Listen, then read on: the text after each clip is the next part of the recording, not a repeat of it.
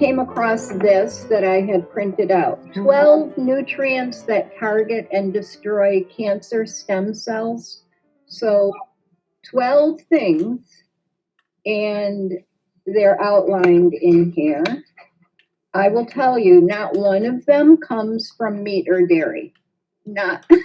So the first one is Ursolic Acid, which is found in holy basil, or the coating of fruits like apples, so the peel of apples. The second one is Piperine or Piperine, which is found in black pepper.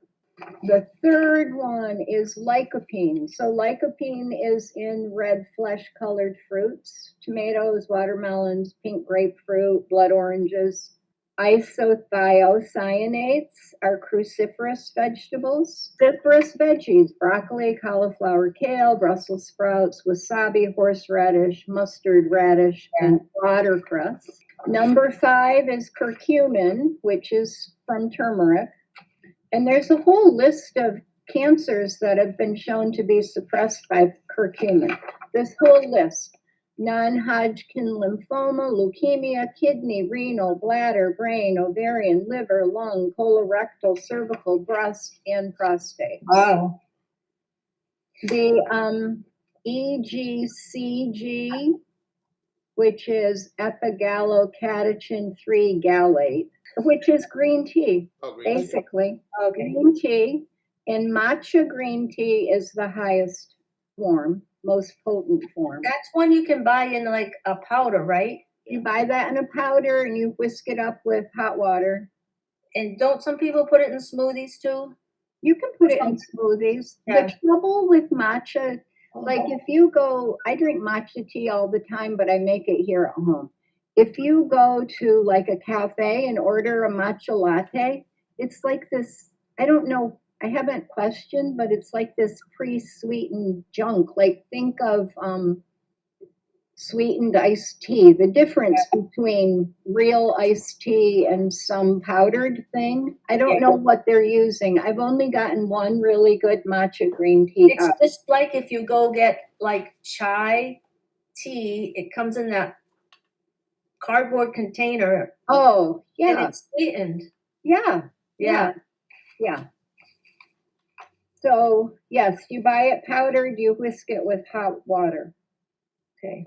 Vitamin D3, basically just from sunshine, because we don't make enough of our own.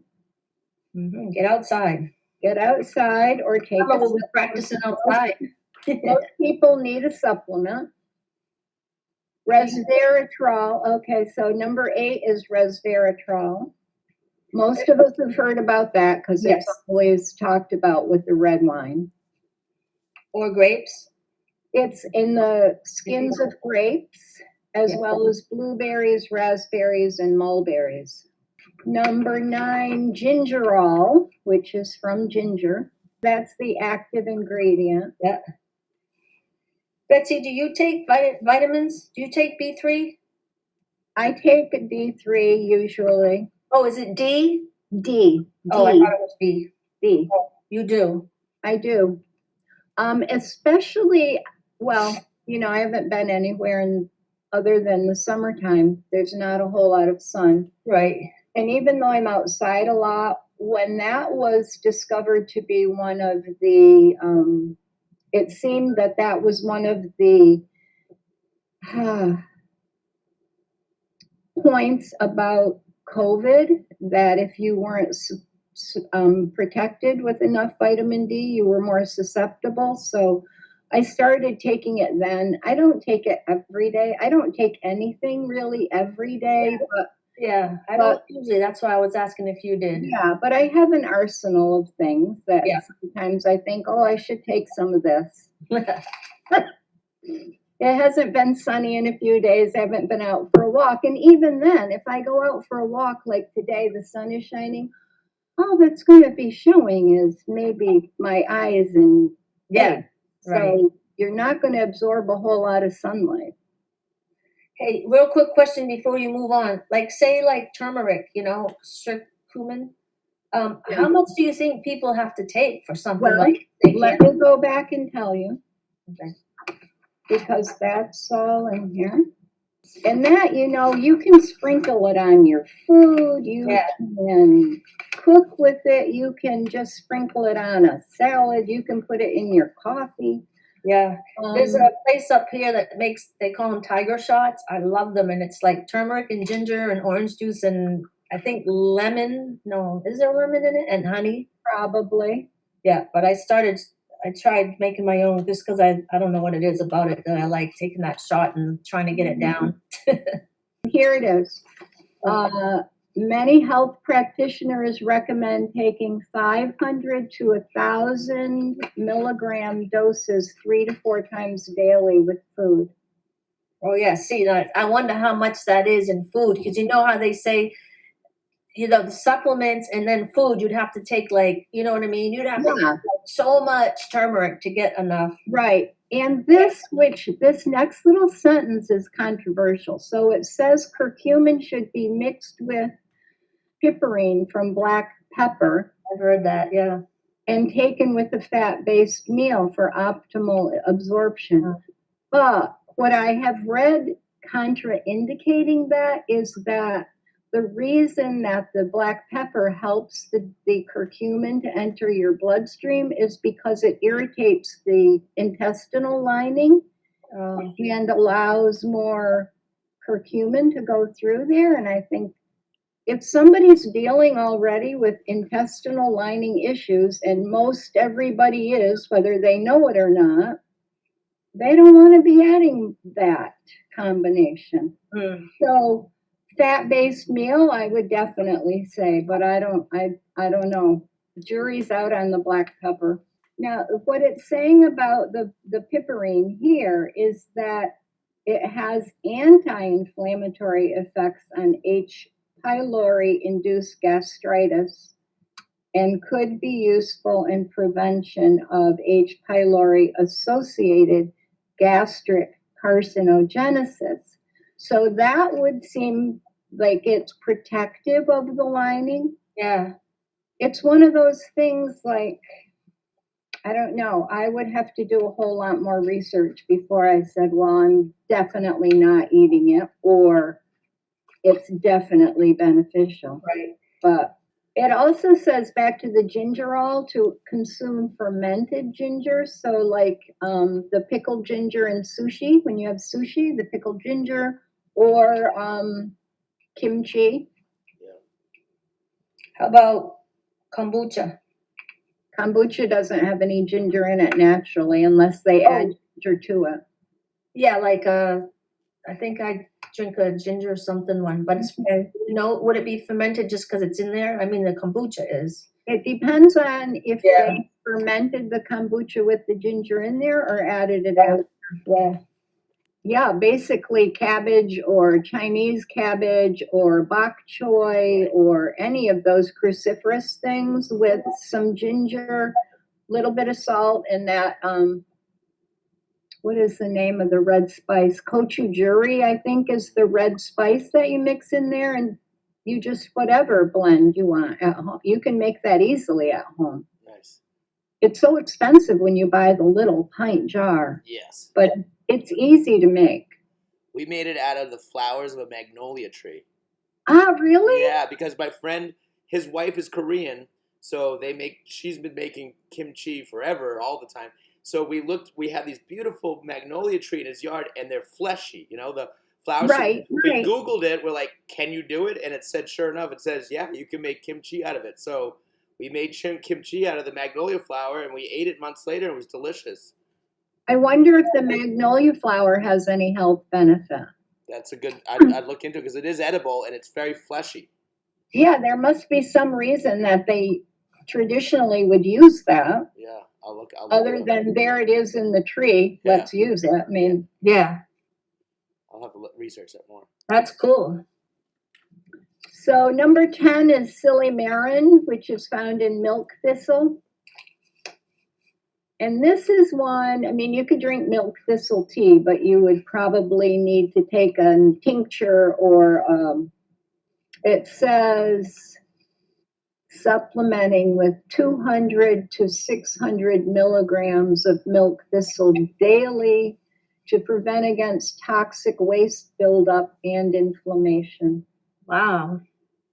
Number 11 is quercetin, citrus fruits, apples, onions, parsley, sage, tea, and red wine. And the recommendation is 400 to 500 milligrams 2 to 3 times a day if you're supplementing it.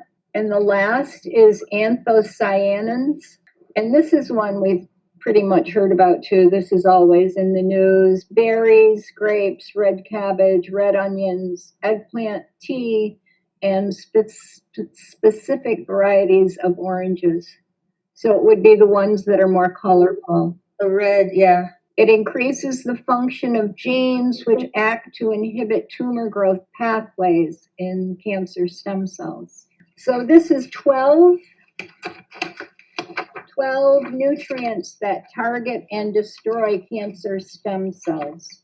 Okay, so just a quickie, the magnolia flower is the petals, I think. Let me see. You would use the petals, but you can't really eat them raw because it says they taste like they smell. Yeah. But you can pickle them.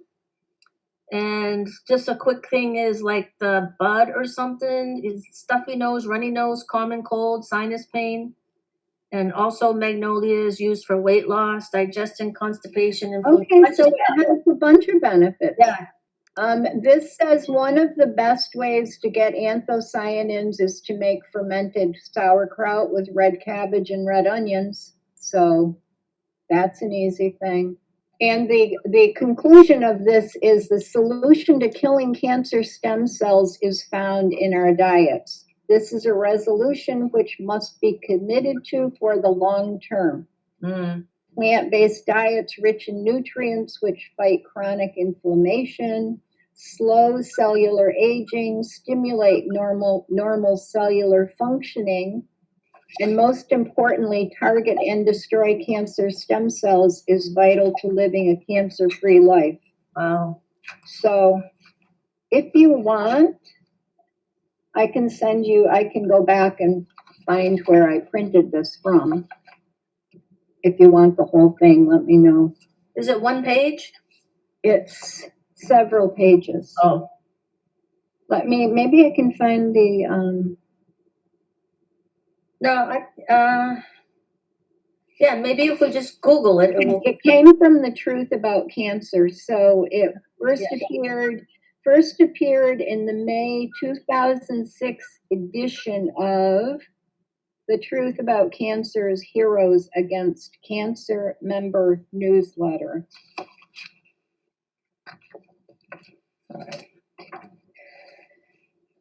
Well, that was very informative. So that's why that's just supporting why a plant-based diet, I think, is the healthiest way to go. So it means including healthy fats, avocado, coconut, olive oil, nut oils, and eliminating processed foods, obviously, right? Like, processed foods are processed bad fats, chemicals, sugar, salt, all things that are not good. So that means eliminating processed foods, eliminating sugar. And I really think it does mean like not lowering the amount of sugar you consume, but eliminating it, because sugar is poison to your body. It is just like, it immediately sends your white cell count up. It immediately suppresses your immune system. And it's one of those addicting things. Like, that's for sure. You just, eat it and you want it more. You want it. Oh, so I brought to my little table here. So when I say eliminating sugar, I don't mean then using artificial sweeteners, because those are even more deadly. Yeah. But using like erythritol and monk fruit. Yeah. Swerve is a great sugar replacement. These are like 1 for 1 in most recipes, so there's no chemistry involved.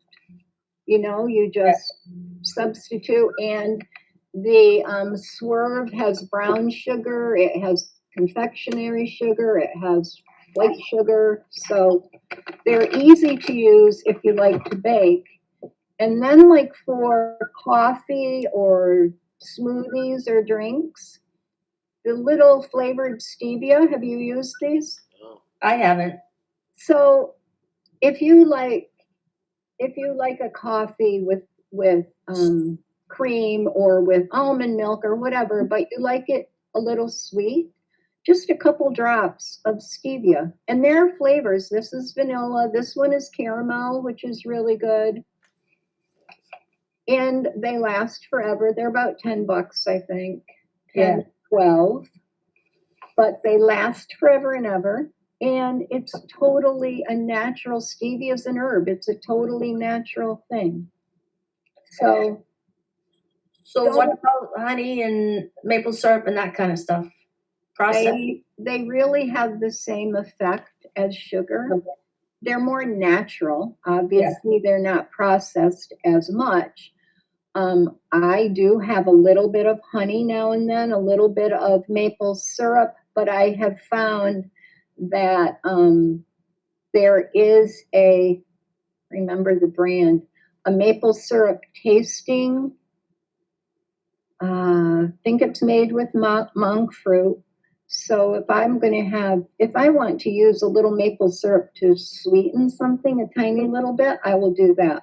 If I want to put it on pancakes, I'm going to use the non-maple syrup.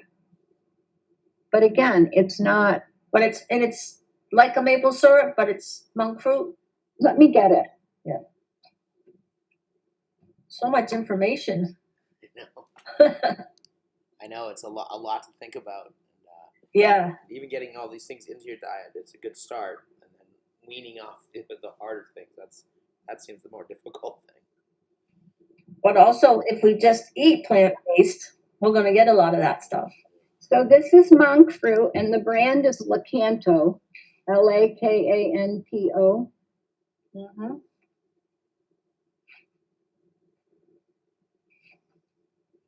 I actually found this at Big Lots, Perfect. like so much cheaper than buying it Oh. on Amazon or anything. I know sometimes you find some Oh like my God, I found a whole bunch of grain-free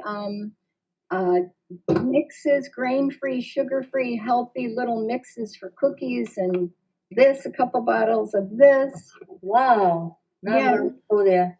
So hopefully not interrupting your pace No, here. that's okay. You just mentioned grains, and grains are considered plant foods, right? So that was my next thing. Oh, okay, great. Reducing meat, Yeah. nightshades. So nightshades, potatoes, eggplant, peppers, tomatoes. But Uh, you know what always gets me about that is those are like natural plant foods, right? So but why? they have a lot of lectins, which Yeah. means that they have a lot of substances that do not want your body to absorb them. So they're going to be kind of not friendly in your gut. If that makes it simpler, because yes, they are vegetables, and on this list, it mentions eggplants and tomatoes as being healthy choices. Eggplants, because of the purple skin, you'd have to be eating the skin, but all of the nightshades are very, very inflammatory. So Yeah. I would just reduce them. Mm. And I peel and seed any tomatoes I eat. I peel and seed any peppers I eat. I don't eat eggplant. Yeah. There's a big FedEx truck pulling in. I pressure cook potatoes and beans to eliminate lectins because they are very, very inflammatory. They don't want to be absorbed by your body. So Dr. Gundry is not a whack? I don't think Dr. Gundry is a whack. I don't. I mean, I don't, you don't know, but sometimes when you see somebody so much and so often and you click in and you have to watch a whole video, it makes me feel like. I know. I hate that. I hate that. But you know what? It's kind of like Bikram. Do we love Bikram as a person? Yeah.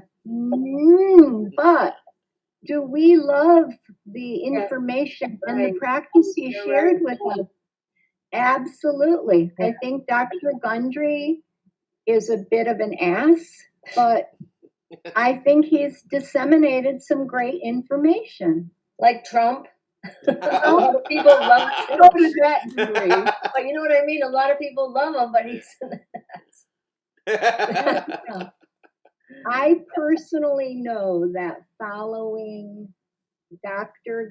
Gundry's eating plan, eating protocol has made a dramatic difference for me in terms of inflammation. Dramatic difference, because I was gluten-free before for a long, long time, years, and yet eliminating some of the things or preparing them differently, things that I thought were healthy, has made a big difference. So do you eat like brown rice or quinoa, that kind of stuff? No. Beans. Beans, I eat beans Pressure cooked. soaked 3 times and pressure cooked. So And pressure cooked. soaked 3 times for 6 hours each time, Wow. rinsed, and pressure cooked. Or there are a few brands of beans that are pressure cooked in the can. Eden brand is one of them. So Yeah. if I can find Eden brand beans, I will buy those just to have them Does on it my say it shelf. on the can? Hmm? Does it say it on the can that they're pressure? I don't think it says pressure cooked in the Yeah. can, but there are a couple that are. Otherwise, I just buy a couple pounds of beans and I pressure cook the whole bunch and put the extras in the freezer. Yeah, you have to pressure cook them though, right? Mm-hmm. For the lectin. Yeah. Is that what you told me when we were practicing one time that you were, that's what you told me, lectin. Okay, yeah. Yes. So I don't eat, the only grains I eat are millet, and I think that's it. Millet is lectin free.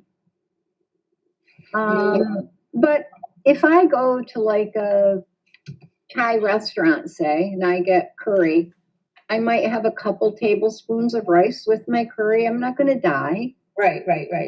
But I don't eat rice. And rice was a big part of my diet before. Yeah. Rice and beans. Yeah. And quinoa, which I thought, oh, this is a great healthy choice. Yeah. Not for me.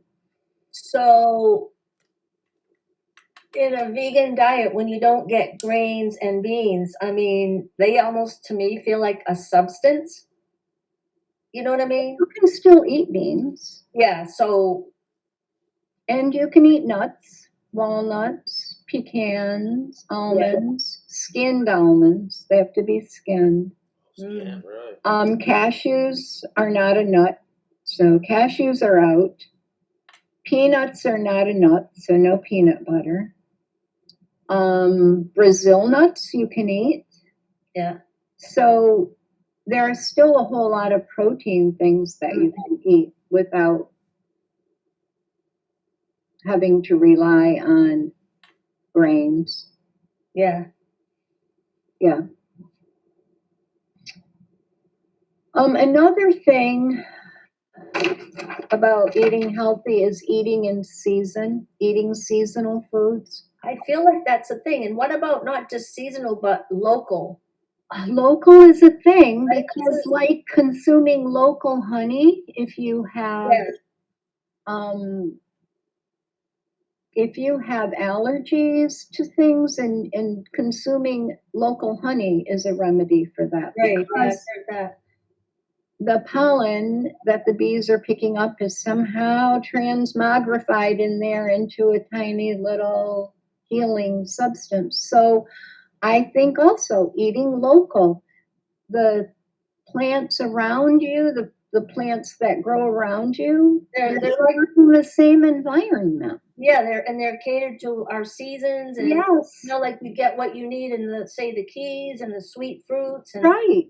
then yeah, so that kind of makes sense. The only reason we have access to that stuff is because it can be delivered these days. Because we have trucks that can take it Yeah. 1,500 miles, 2,000 miles, so we can have anything that we want at any Right. time. But a big part of that eating seasonally is that, like historically, as humans, as hunter-gatherers, we would not have access to like sweet berries, say, until summertime, Yes. early summer.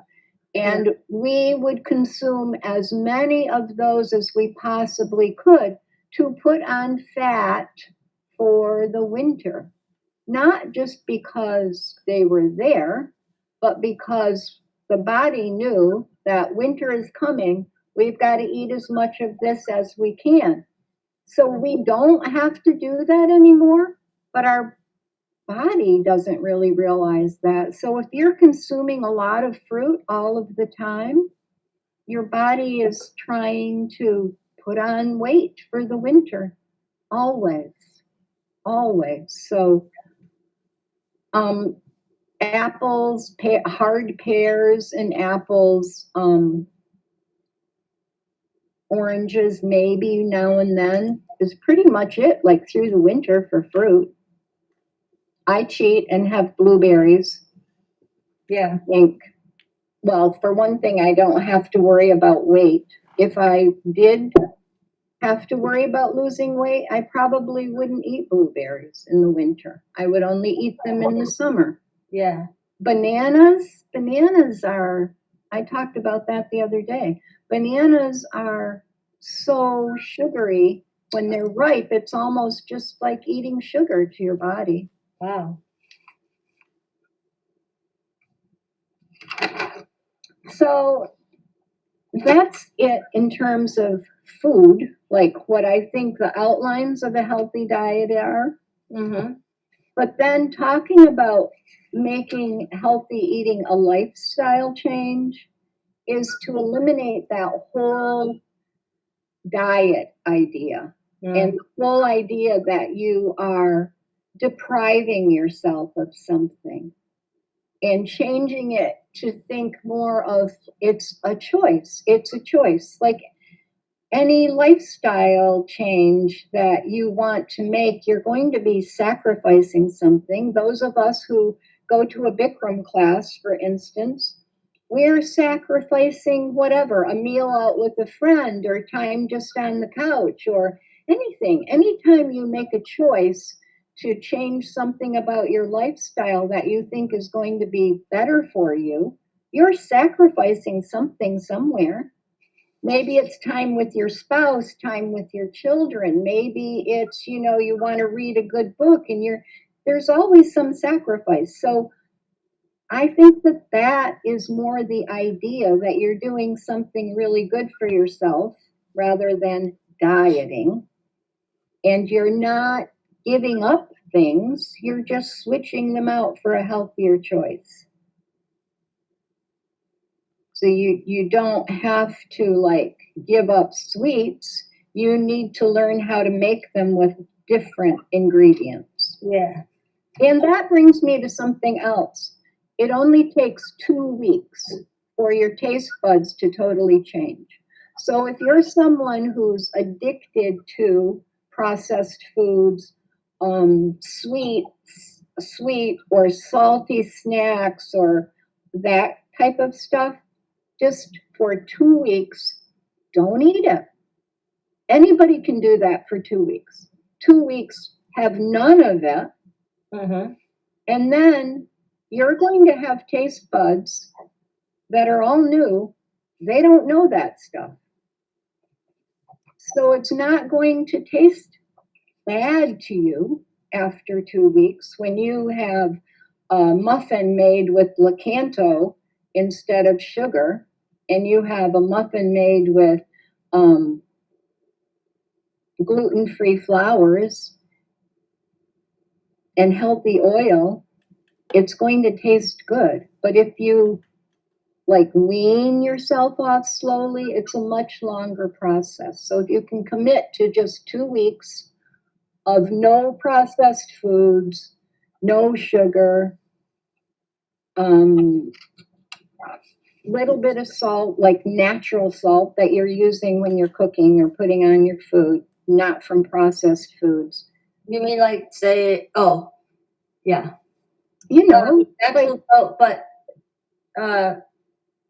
not table salt though, right? What do you consider? Like, well, I think sea salt. Sea salt is best, and you can get iodized sea salt. Some people are really concerned about the whole iodine thing, so you can buy iodized sea salt. But even like cutting back on that a little bit, especially if you're somebody who does eat a lot of processed foods, because you really, really crave that taste. yeah. And another thing about in that same vein is if someone's eating a typical American diet, they're accustomed to seeing a plate that has a big hunk of protein, little pile of vegetables, and a pile of starch, whether it's pasta or potatoes or rice or some other grain. And so part of that 2-week process is kind of changing the landscape of your plate, like realizing that you don't have to have that huge hunk of something, that you don't have to have those 3 components. You need to kind of balance fats and proteins and carbs, but you don't need them in that particular proportion at every meal. Just kind of, adding more vegetables in, basically. Yeah. Shoving the protein, cutting the protein down, cutting the starch thing down, adding more vegetables in.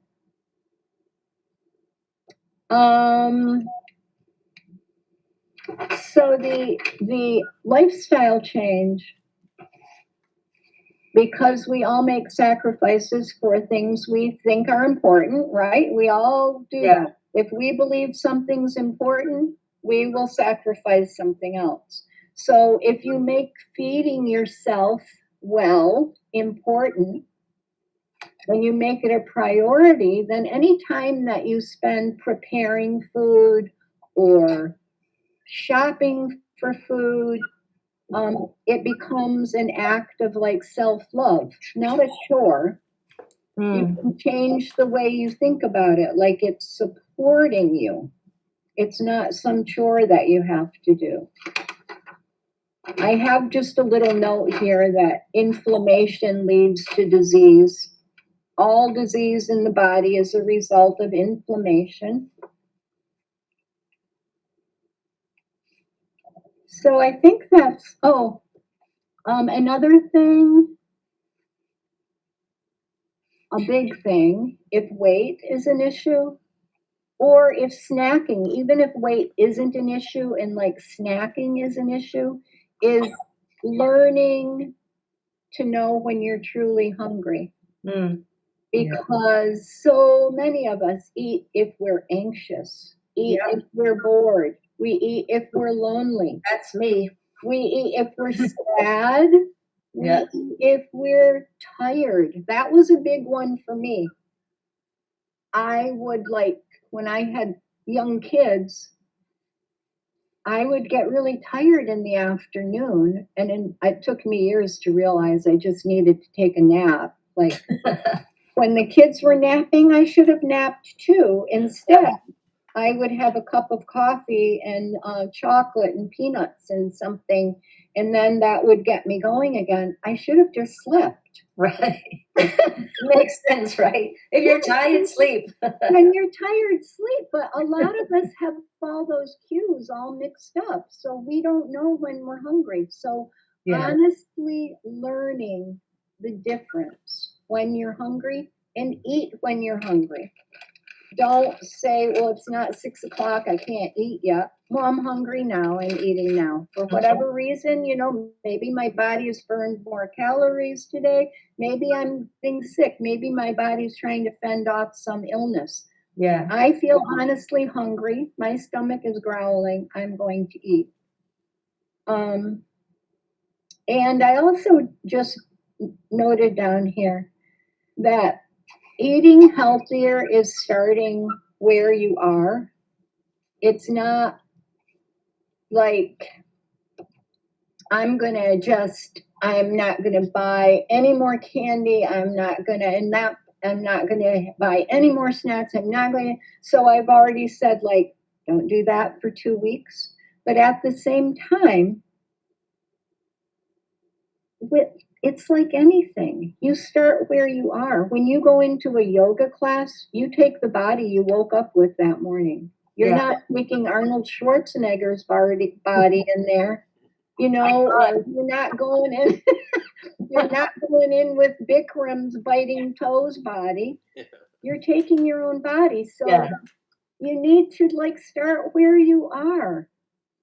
And I think, like exercising, it's self-perpetuating. The more you eat this way, the better you feel, the more motivated you are to keep it going, which is why the 2 weeks is important, because you will begin to feel really clean and lighter and less stuffed up and more clear-headed, more energized. And then that is self-promoting. That's basically it. I think a lot of practical wisdom there. Yeah. Yeah, it's not just preachy, it's practical. Yes. Thanks. Yeah. You mentioned food prep ideas or something? Well, and one of those is cooking a whole bunch of beans, putting them in your freezer. Yeah. Having stuff, yes. No, pressure cooking. Are you talking about putting them in a pressure pot, one of those things? Okay. I don't know much about that, but I should probably buy one. I didn't either, like 4 years ago when I started this, 3 years ago. But I found an Instapot on Marketplace. Yeah. Mm-hmm. And that's what I use. And it's really, really simple.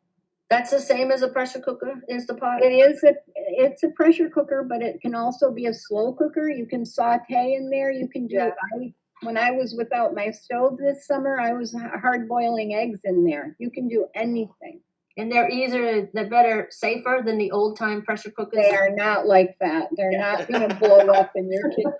No, I was afraid of pressure cookers. Right, me too. My mother always said, don't go near that. Yeah.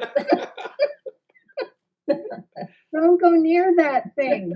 Don't get close to it. And it would be, oh God, yeah. It's not like that. It's very safe and easy. So yeah, pressure cooking. And I'm not a big proponent of going to the grocery store and buying those bags of pre-chopped vegetables and all that, but having your own, buying the whole thing and chopping it up and having it in your refrigerator ready to go. Yeah. For a salad or for a stir fry, just making your life easier so it doesn't feel like a whole big chore. When it's time to fix dinner, you think, oh, I want to stir fry, but I've got to hack that cabbage apart and I've got to peel onions. And I think onions are best done fresh, but so many other things you can have prepped, carrots, celery, cabbage, whatever, and have it ready. And also for people who are really needing that whole meat thing, there are a lot of plant-based meat analogs now. Again, I don't eat a lot of them because they're still processed food. But to transition, or sometimes I will use the corn little, they're called, I don't know, meat chunks or something. Or QUORN? Yeah, corn. Some of it is gluten-free, some of it is lectin-free. You really have to read the label, but there are cutlets and there are ground pieces and there are chunks that I will use, like using the ground in a chili. People have no idea that there's no meat in there, that it's a totally healthy plant meal. Yeah. So those are good, especially, I think that's especially when you're feeding somebody else and they're used to a certain way of eating. And then making things like your own granola, so you have that at your ready if you want to have a snack. Or I always have walnuts, pecans, slivered almonds, Brazil nuts. I always have those in my refrigerator to go to for a snack. What would you put in your granola? Because it's grains usually, right? Yeah. So you can buy puffed millet. Yeah. You can use tiger nuts. You can buy tiger nuts. Tiger, yeah. nuts. You can buy shaved or sliced tiger nuts, which you can actually soak that and it tastes more like an oatmeal or muesli. Wow. And any nuts, some coconut shreds, Yeah. some coconut oil, tiny little bit of honey. So You roast it in the oven or something? Yeah. Yep. So just kind of thinking ahead in terms of meal prep, making a huge pot of soup, making a huge pot of chili, and freezing half of it. Maybe if you're like me, I can eat something maybe 3 days and then say, okay, I can't have any more of this. Yeah. So I will keep out maybe 3-4 meals worth and put the rest in my freezer. Funny little story. Yesterday, I made cream of tomato soup, and it was so good. Oh my God. It was like I made it with these tomatoes from my own garden that I'd had in the freezer and finally said yesterday, I need to use these. So I make this soup and I'm all up about myself. Oh my God, this is like the best cream of soup, tomato soup ever, ever, ever. And I had some for lunch. And then I went to move and I'm just like so proud of myself. And I went to move the pot from my stove to the sink. The ladle is unbalanced. So the ladle's like half full, comes flopping out all over the front of me, all over my stove. I had to wash my hair. Oh my God. Oh my gosh. Okay. All right. Maybe downplay how good the soup is.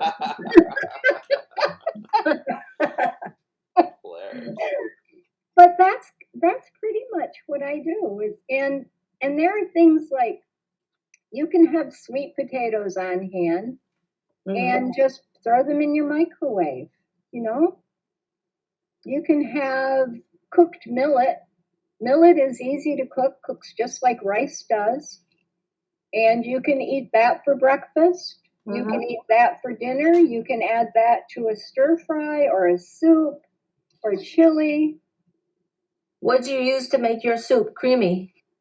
I actually used A2 milk. So it's cow milk, but it's A2 dairy, so it's not inflammatory. Yeah. And if I didn't have that, I would have used coconut milk. Yeah. Just from the can, because I use that a lot to make creamy soups. Yeah.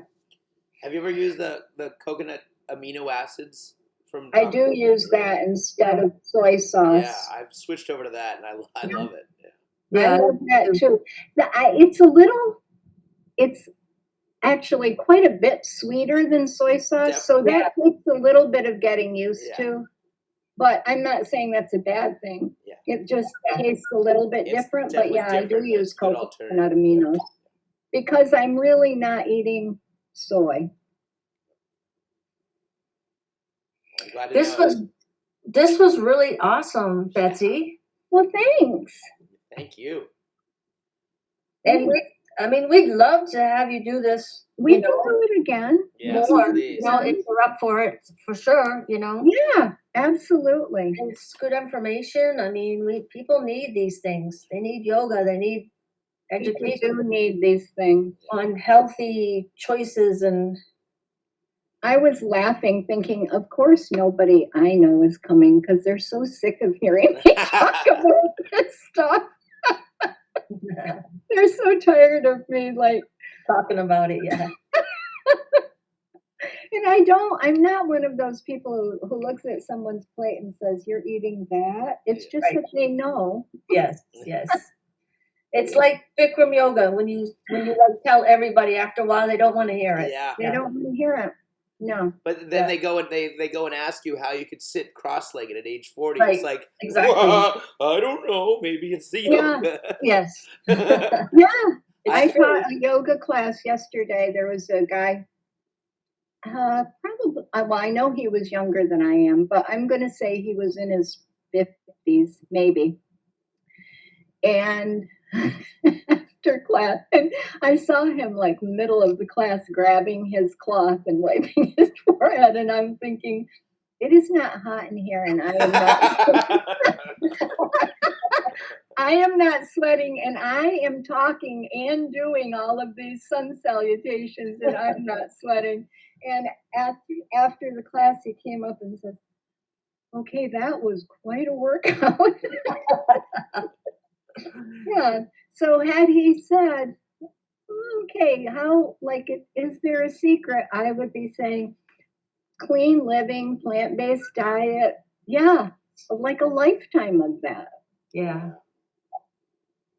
So it's pretty simple, I think.